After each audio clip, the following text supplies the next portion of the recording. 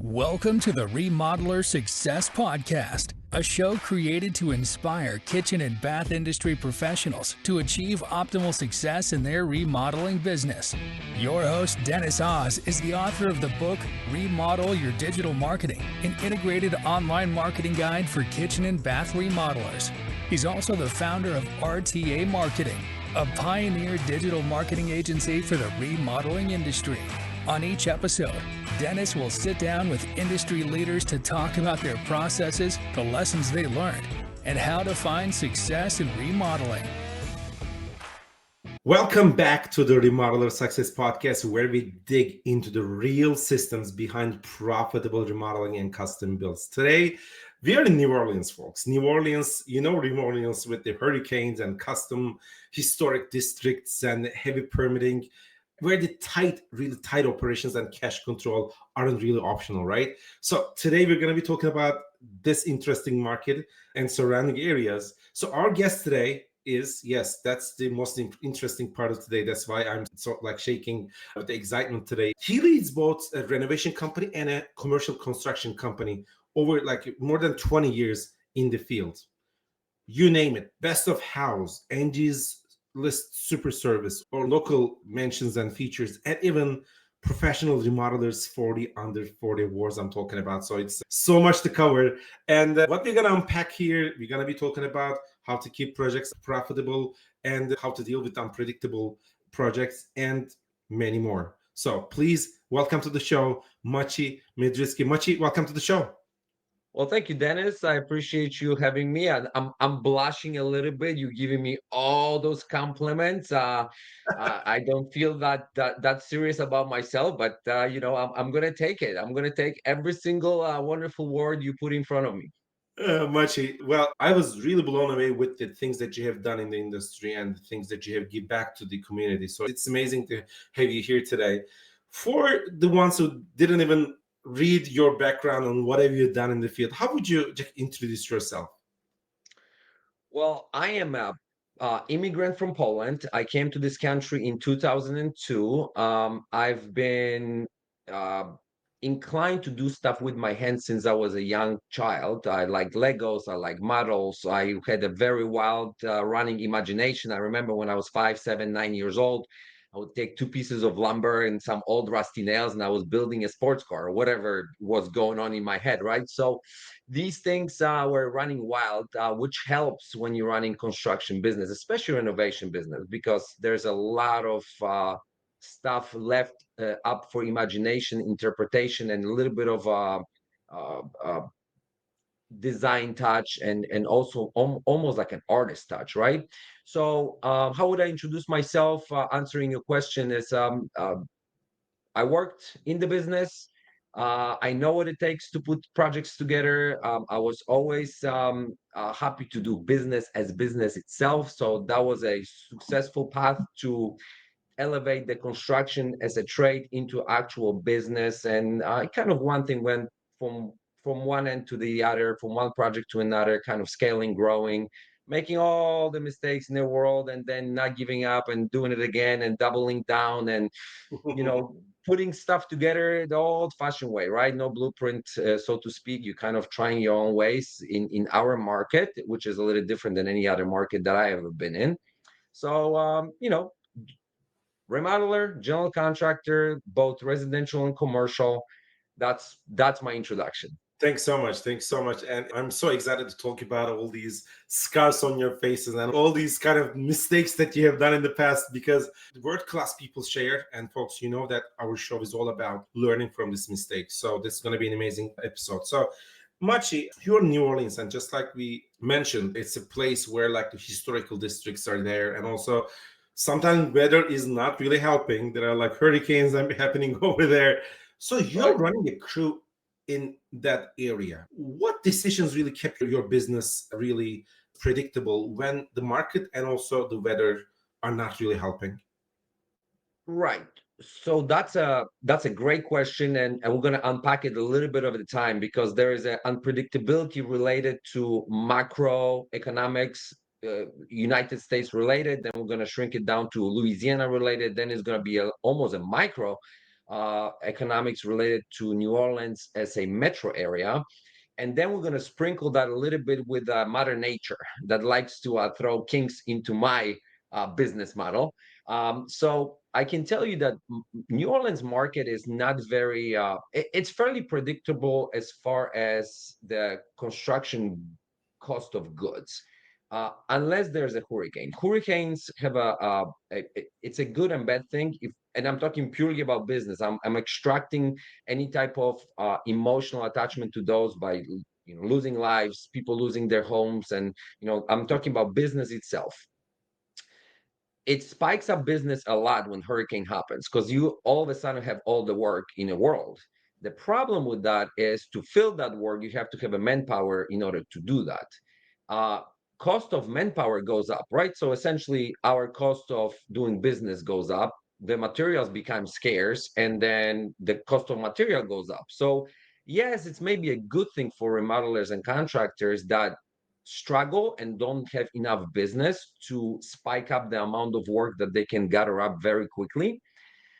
It's a double-edged sword, right? Because you are attracting a lot of people that shouldn't be in business, and all of a sudden everybody becomes a contractor, and then a lot of people, consumers, get hurt because they trusting people that come in with a lower price point, or maybe they have a crews available and materials available to perform the work, so they think, and then they cannot finish, or they misappropriate the money. I mean, I've seen a lot of it in a local construction industry, less than after Katrina, but certainly more than we should experience.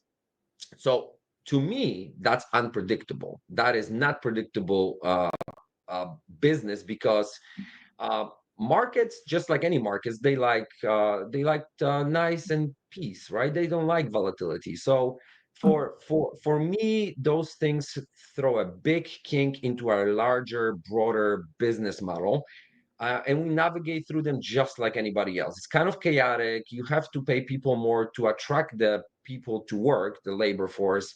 You have to be upfront with your suppliers and explain that you are willing to pay upfront instead of putting them on commercial lines of credit. I mean, you got to make it lucrative for everybody in order to be first in line. And it's hard.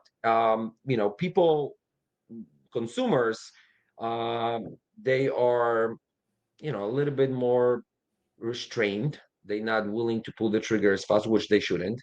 So it's not a good scenario. The good news is it doesn't happen very often, and truthfully, we don't need anymore because insurance costs will go up again, and that's another reason why construction would suffer. So that's how I feel about hurricanes. As far as your regular daily business model, you just grind. You just find the work, you close the jobs, and you just fulfill the work. So I hope that answers the in That's a very wrong roundabout way your question.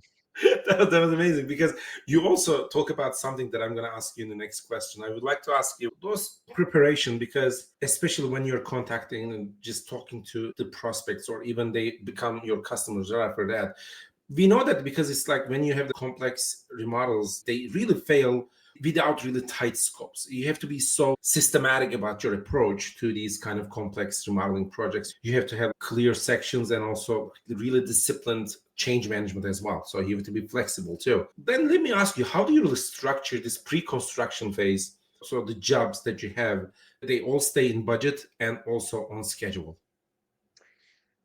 Well, that's $1 million question. This is my favorite part of the job, pre-construction work, because it's fun. We get to pick materials with our clients as a team. We get to advise them what they should or shouldn't do in a meaning of, construction elements. They get to chime in what their vision for the project is, and the best part of it at that stage is that there is no stress of actually performing any work yet. So there is no additional pressure of fulfillment.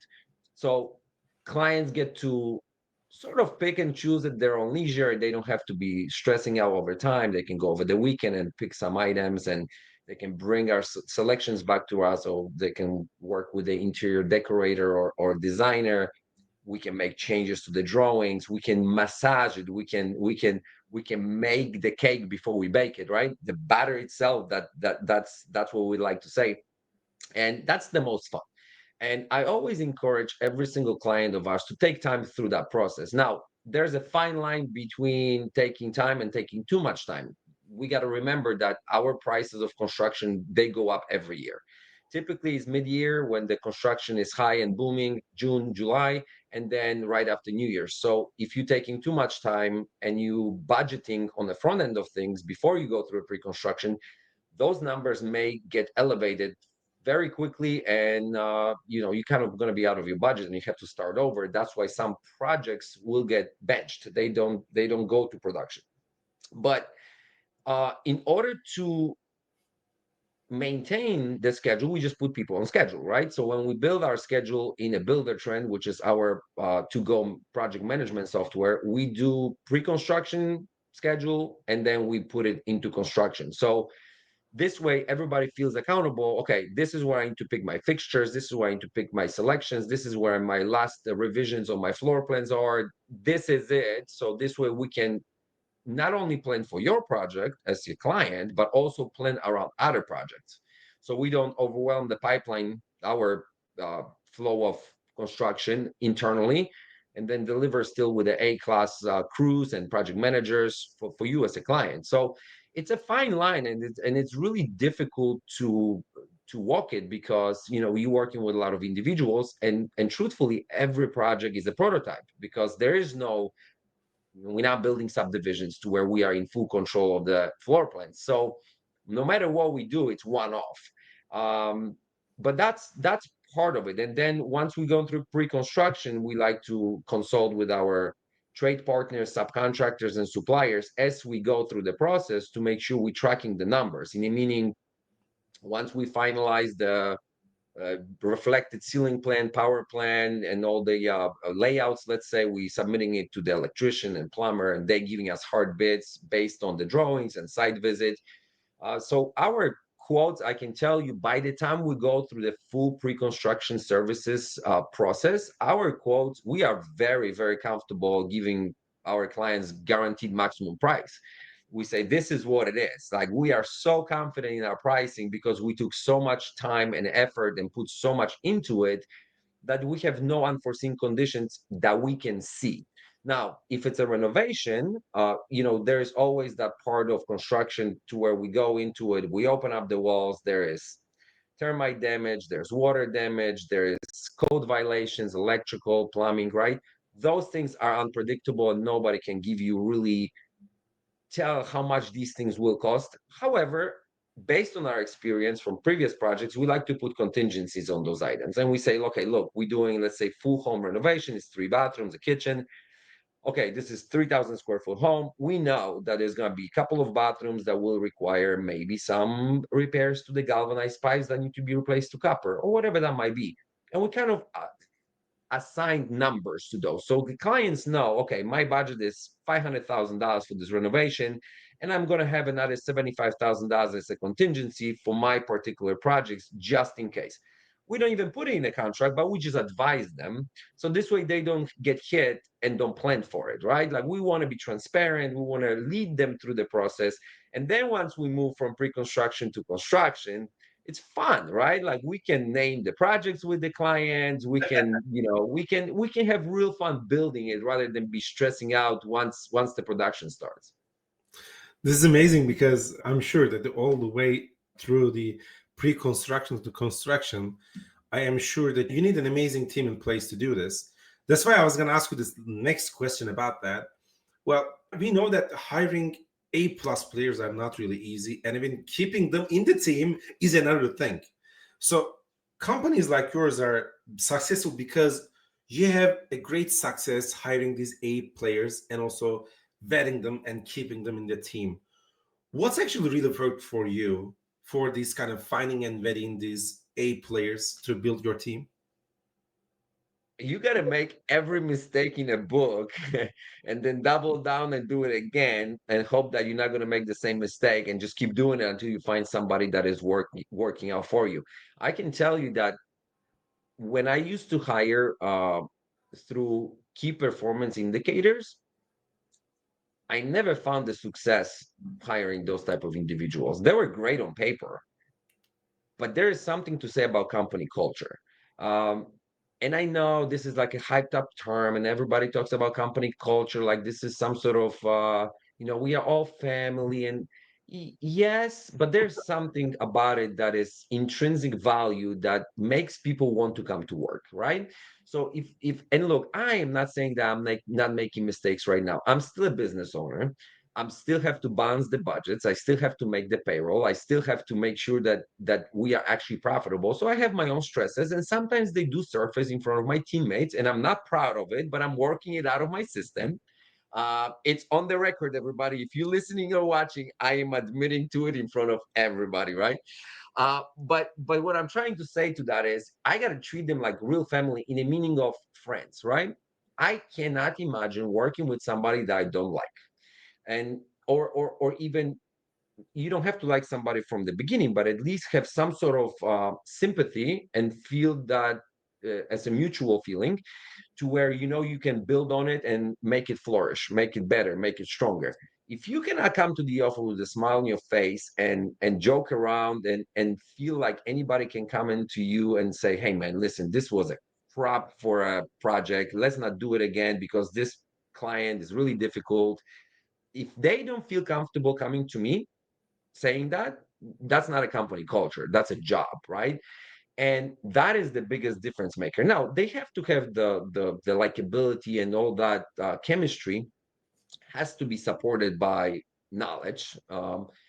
And historically, I can tell you, it takes about year, depending on the individual, between a year and 2 years to fully develop the individual into a really, really strong team player.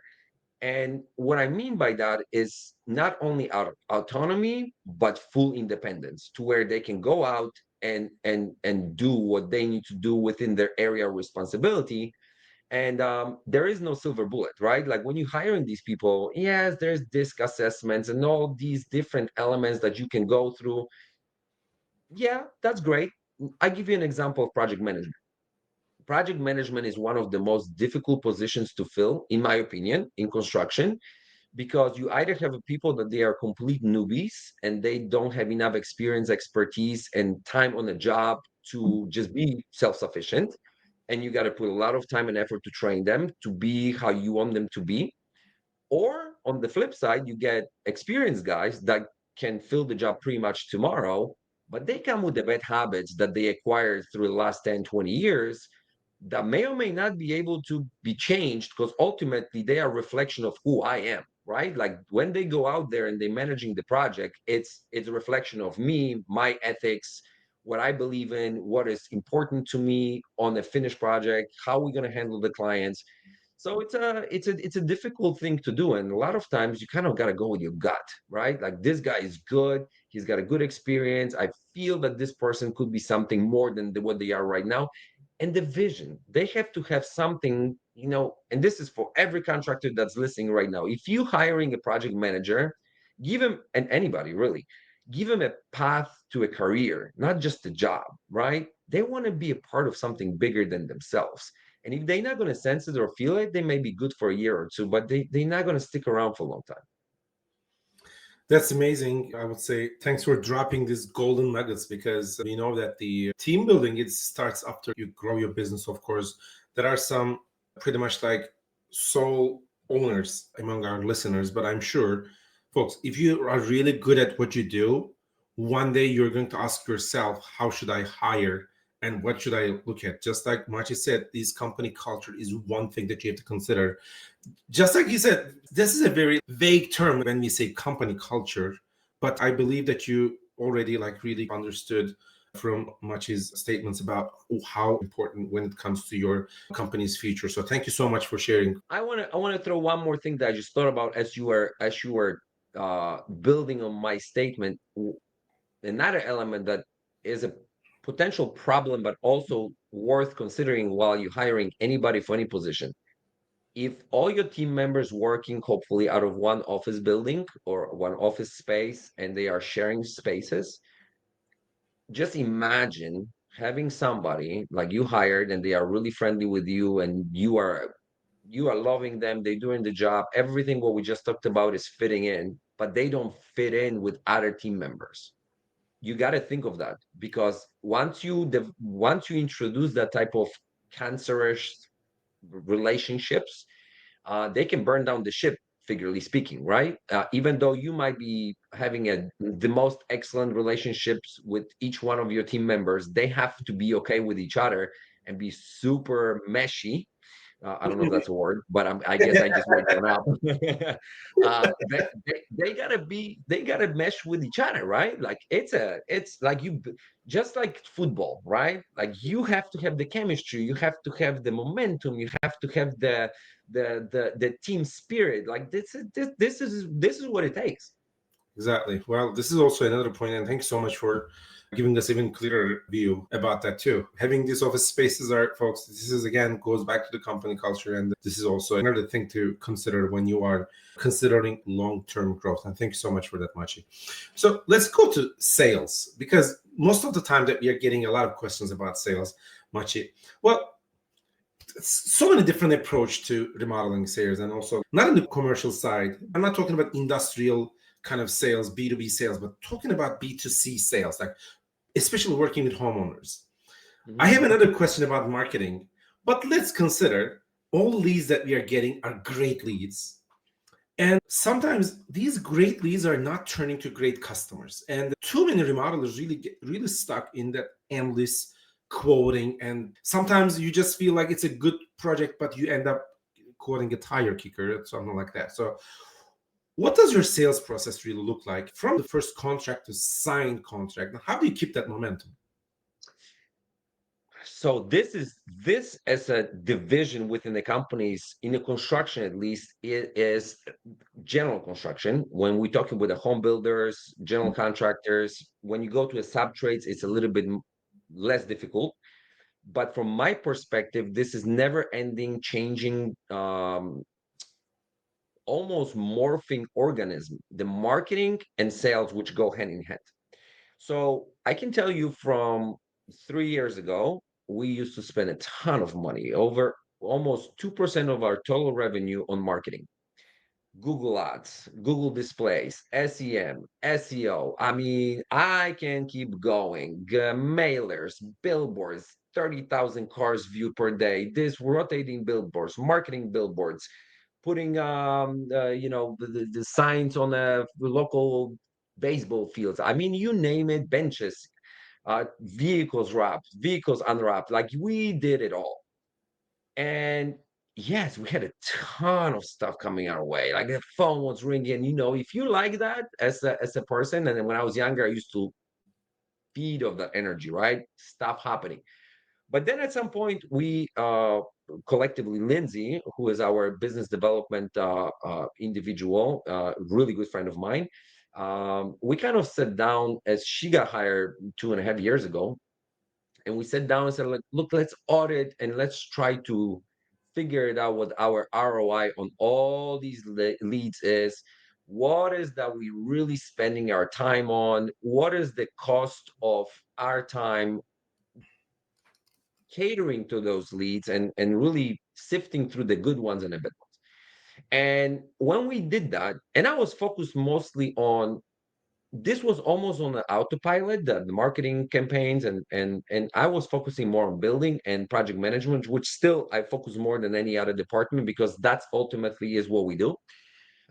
And we sat down and she did a beautiful audit of the whole entire strategy. She took 2 years. She not only did 2 years of marketing, but also per lead stream, per dollar. Like she did a phenomenal work auditing it. And the hair on my back stood up, because we were spending so much money, hundreds of leads coming in, and our conversion rate was, for the lack of a better term, shit. And I was like, we are spending all this money, all this time, just spinning our wheels, right?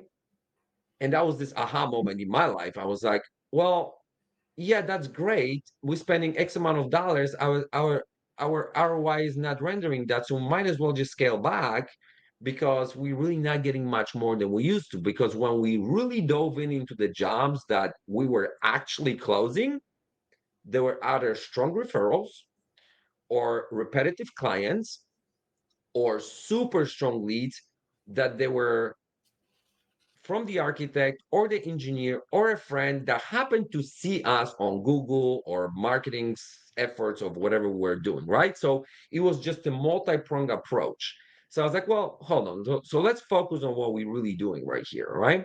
So we revamped it, and we took a completely different approach. And I can tell you this: we have probably 5 to 7% of the leads coming in that we used to, but out of this 5 to 7%, maybe if I would take it 5 7% to be 100% of our leads coming in, maybe 2%, maybe 5%. I'm gonna say maybe one in blue moon is non-credible lead.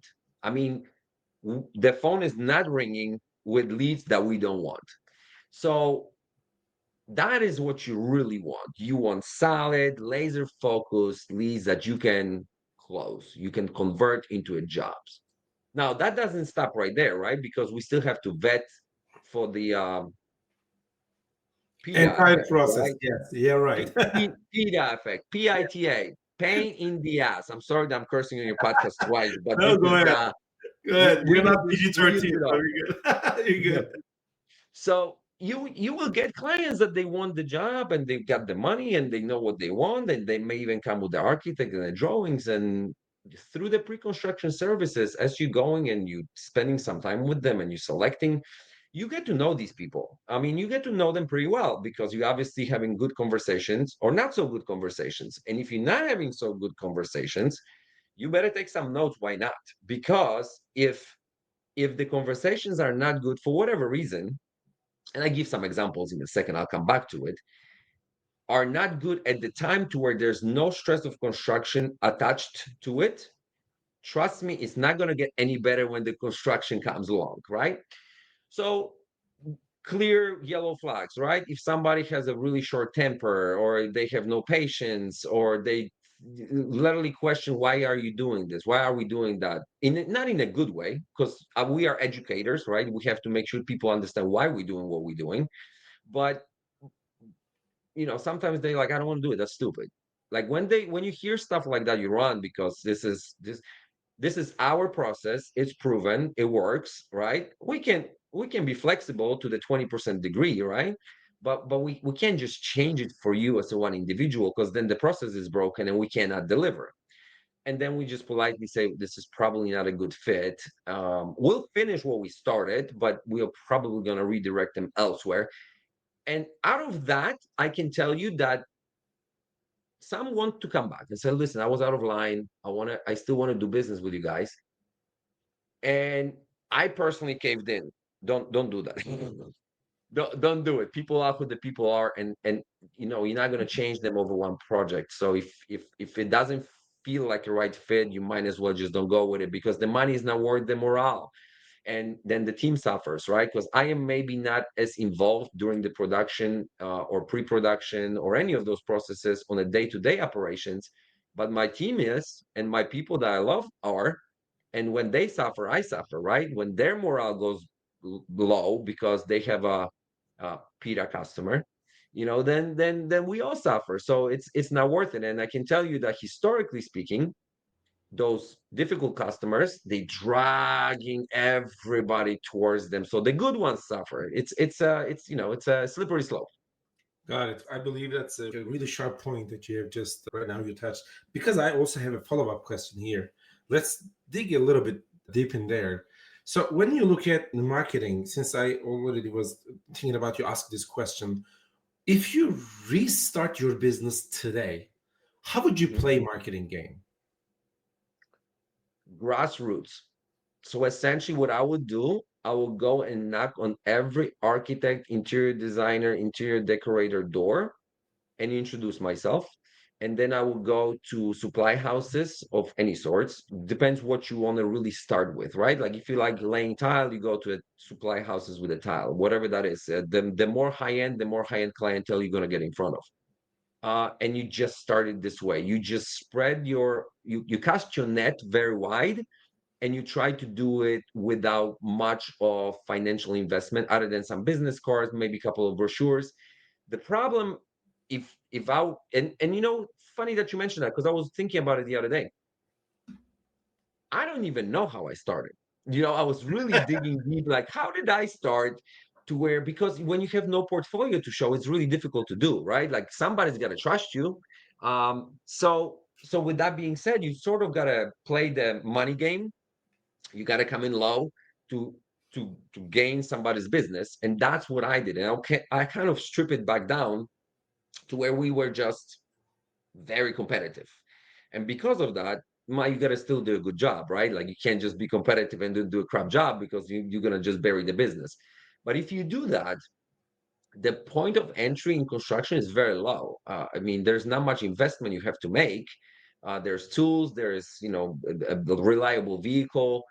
If you do residential work, you can request deposits, and just cash flow the project through somebody else's money.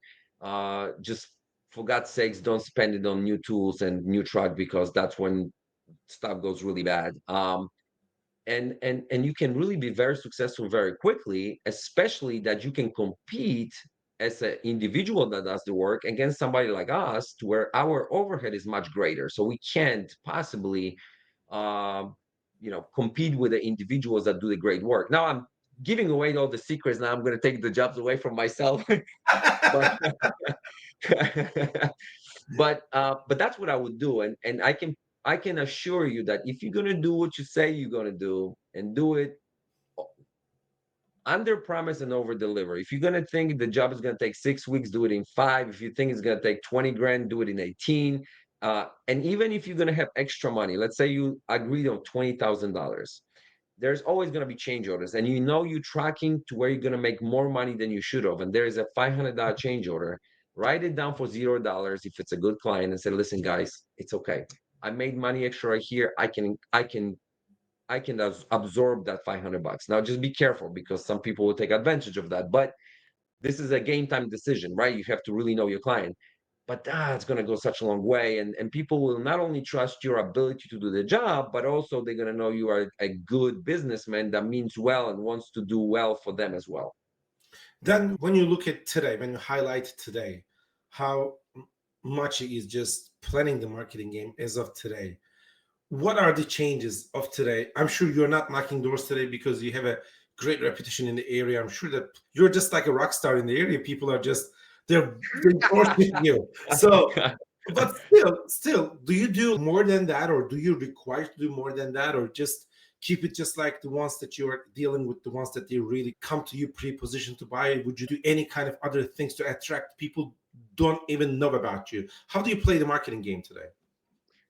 We like to focus on recognition, so we put an amount of effort into local and national awards. We want to be recognized not only for what we do on a day to day, but also for projects that we were collaborating with other individuals. It could be a homeowners or business owners or architects, whatever other professionals in the industry.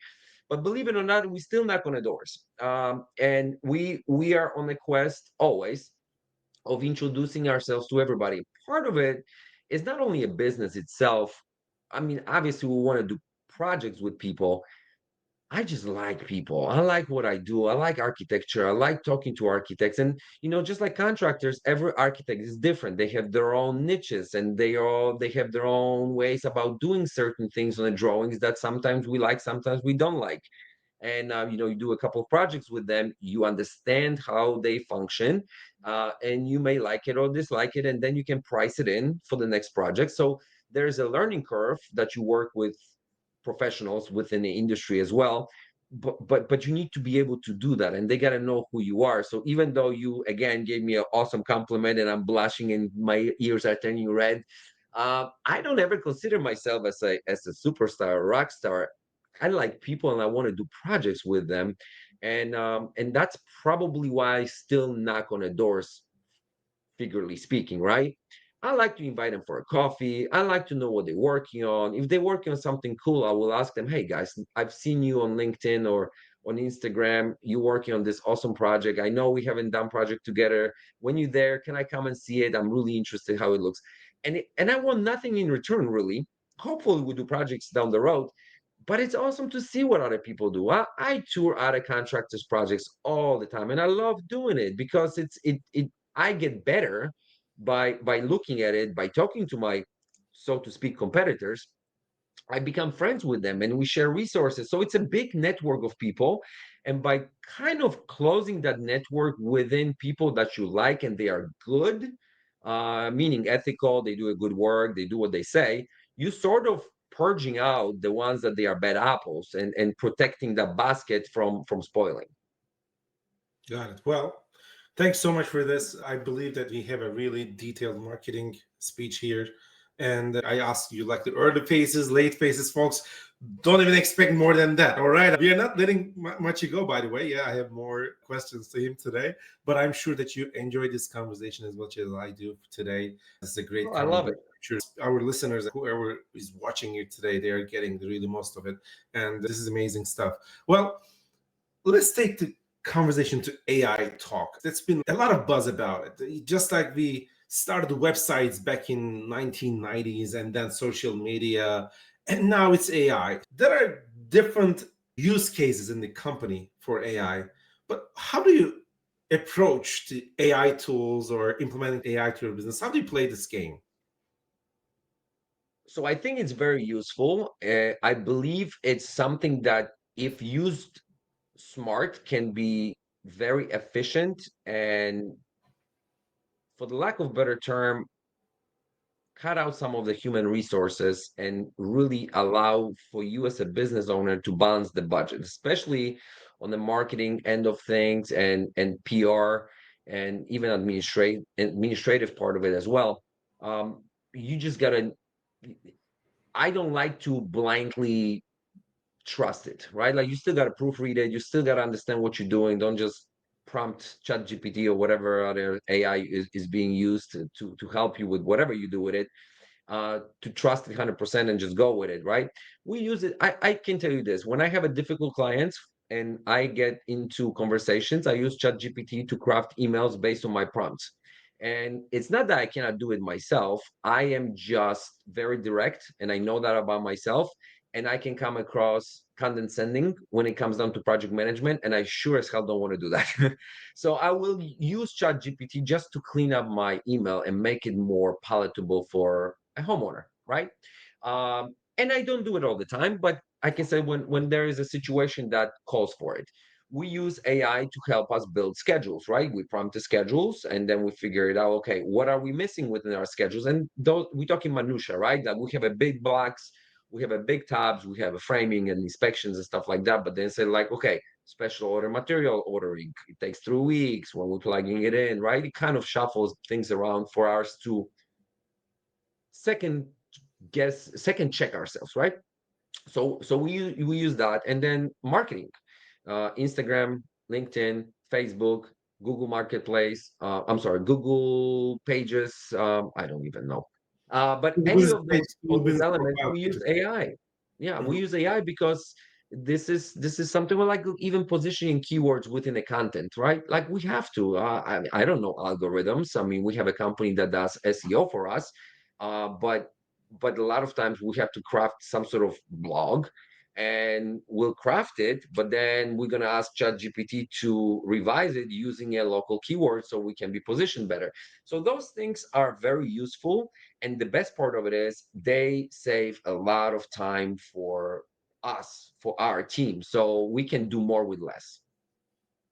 Amazing stuff. Thank you so much. We also hear a lot of different ideas about how to use AI, but I think it's going to create its own use cases in the upcoming years because it's been almost like 2 or 3 years since it's first introduced. And it's part of our lives right now. Yeah. Just like you do, Machi. I never let an email go without having a chat GPT to have a proofread. And what do you think that, should I make? My approach is pretty direct, just like you. I like direct emails, and sometimes I complicate it. We do it, Yeah. right? Sometimes we do it, but it has to be direct. You have to eliminate, and I'm sure everybody who's just like tuning in today, sometimes they overcomplicate the things for the clients that they would like to hear. Folks, they're not really construction educated and trained people. They don't understand like what a soffit height or crown moldings or like toe kicks are. They have no glossary, like a verbal understanding. You need to create those emails and the scope of projects and even your quotes in an easy fashion. So just like Machi explained, just try to do that. Have a look at it and try to at least adjust it just the way that your prospect can understand. And I'm sure it's going to, just like Machi said, it's going to help you to get even better responses. It's going to increase the response rate when you're writing back. And thanks so much for sharing that one, Machi. Well, Machi, before wrapping up, I just wanted to say it's an amazing session today and it's going so well. I don't want to let you go, but I have one last question for you. Machi, you made great things in the area and you build a business that is resistant in a tough area over the years and you expand even beyond Louisiana. So, what is the one piece of advice you would give a remodeler who wants to build a company, like a sustainable company that lasts? One piece of advice: grind. One word advice, really. You gotta be able, and I think that applies for everything, right? Like if you're gonna grind, and look, I'm not saying, when I was younger, grind to me meant, okay, 16, 18 hours a day, every single day for indefinite, right? Like, well, yeah, that's great. You will burn out and then you're gonna crash. I didn't know that. I had to learn it the hard way. But grind in a meaning of wake up every day and do your thing and have a plan for the day, have a routine for a day, and just one day at a time, put your head down and do whatever it's got to be whatever it's got to be done. The key is not to be busy, but to be effective, right? Like, so what is this only thing that I can do that renders the most results? And whatever can be done by others, I like to offload it and delegate it, because ultimately my time is better spent somewhere else. And that is something that you have to learn about yourself as a person, to know exactly which parts are the parts that they are suited best for you as an individual. In the beginning, when you're remodel, you're going to be doing all of it, right? You're going to be your accounting department, you're going to be your estimating department, you're going to be the production department, the project management, the supervision, and the delivery guy, right? Like everything is going to fall on you. So I can tell you that based on what I see with the subcontractors, the mistakes that they make, they underbid the jobs to get the job, then they're trying to change order their life through the cycle of the project, which is already not good, because I will not necessarily not wanting to work with you, but I am questioning your ability to deliver next projects on budget, right? Which is a problem. And then account, right? Like be able to know how much money is coming in, how much money is coming out. Don't spend the money until you get fully paid, and kind of do the basic math. What is really yours and what was deposited to your account just because you needed to buy materials. So those are real practical day-to-day advices that you're gonna have to do. And those things, I can tell you from what I'm seeing, they do not take priority in a lot of contractors' lives, right? They feel like they are technicians, they got to do the job because the job pays. And that's true. I still look at it like that. I still dedicate the most time for production, right? For actually constructing the projects. I spend the most time in that area. But I'm not letting lapse the accounting. I want to make sure that we're profitable, right? Because just because you're getting $100,000, it doesn't mean it's yours, right? So um, those are the areas that you have to be careful with, and it's going to be long hours, right? Just kind of pace yourself. You don't have to build it to a million or $10 million company tomorrow. It's going to take some time, but there will be a hockey stick moment, right? You're going to kind of keep going, keep going, keep going, and then boom, you're gonna level up, right? And then you keep going, keep going, keep going, boom, level up. The key with those leveling up moments is going to be that they all gonna have their own obstacles that you never experienced, and then you're gonna crash, hopefully not burn, and then you got to double down and do it again. And that's the only way. There's no shortcuts, there is no glamour, it's very mechanical.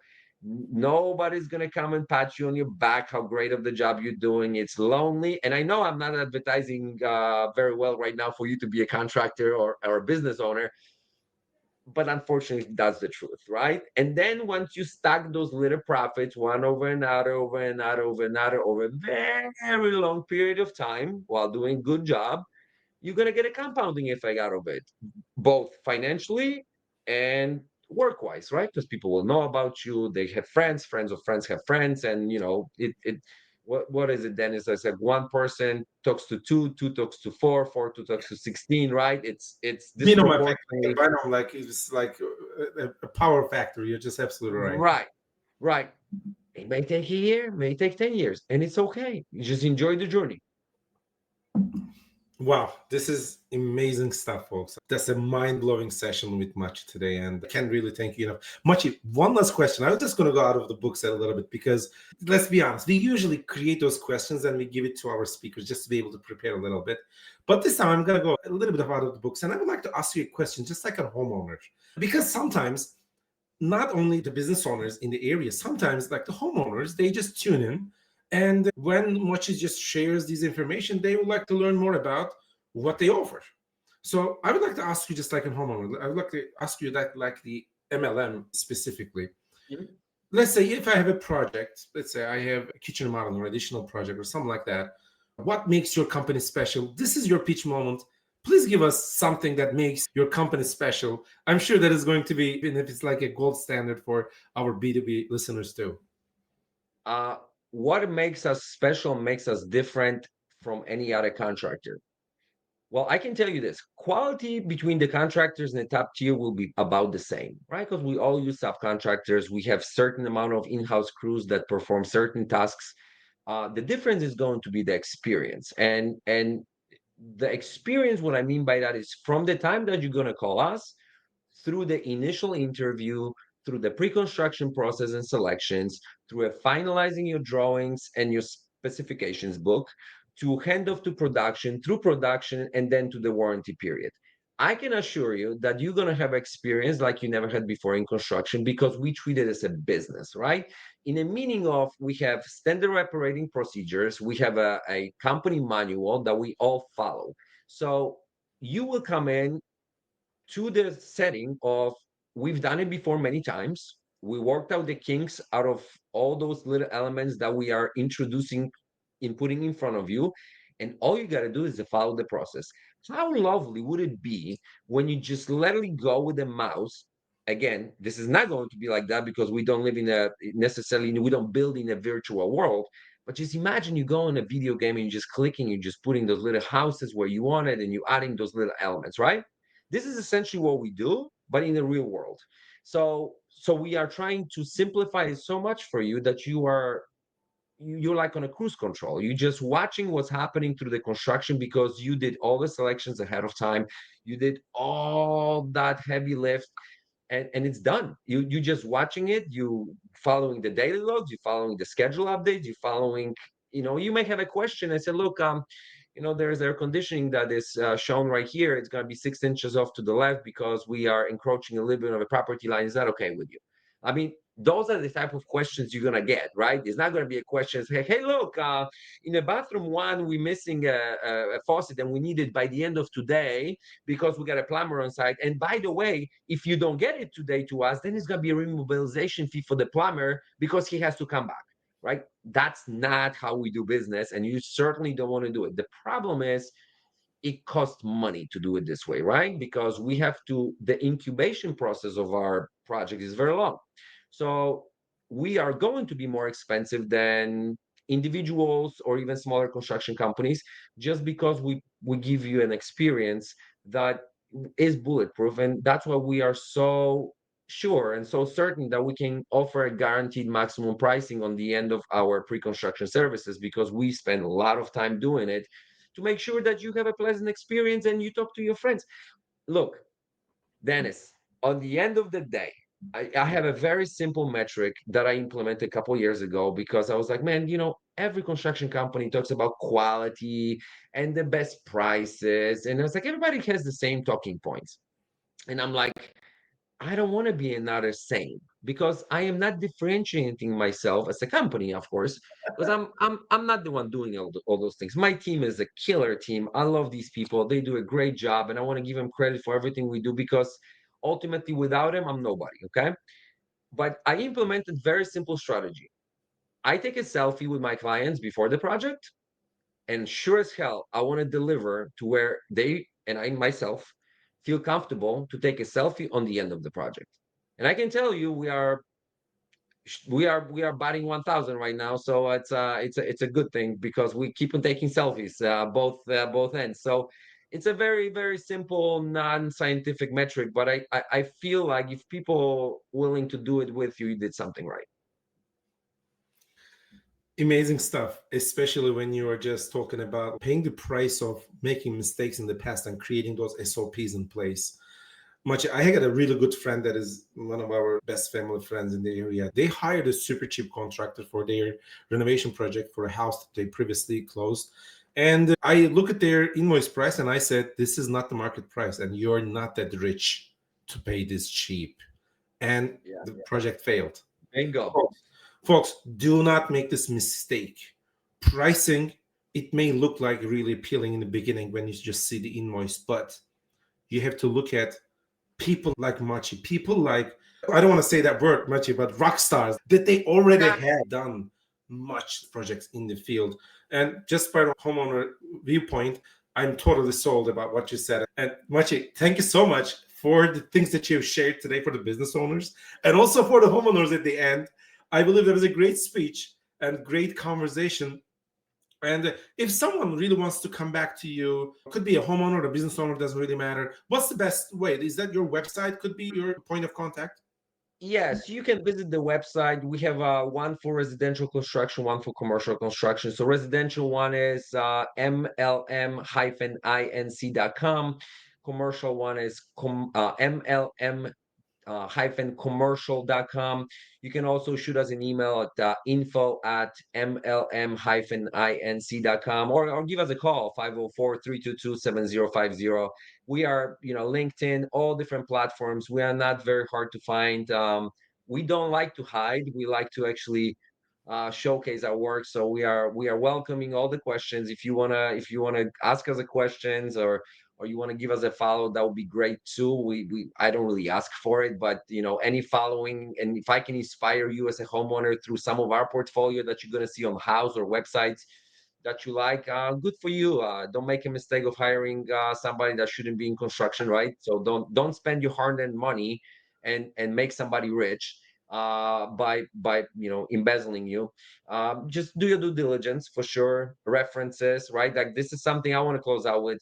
Selfishly, not selfless, I would say, right? I want to make sure that we are protecting you as a consumer. It's not that hard, right?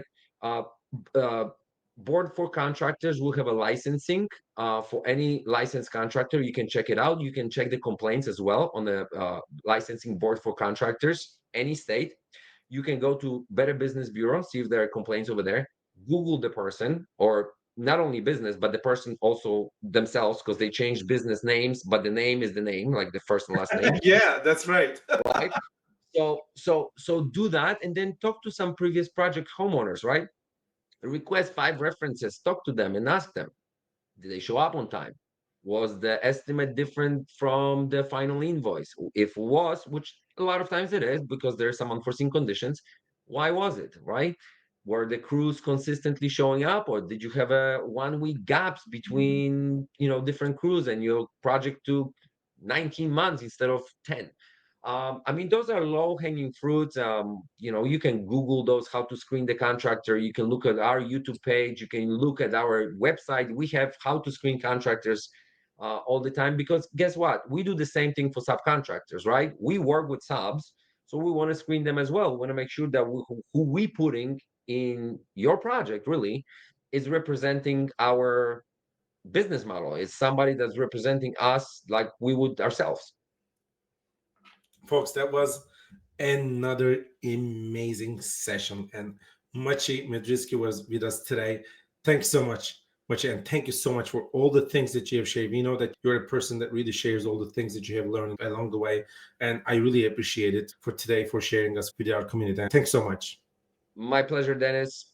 That was another episode of Remodeling Success Podcast, folks. We're going to see you next time. Goodbye.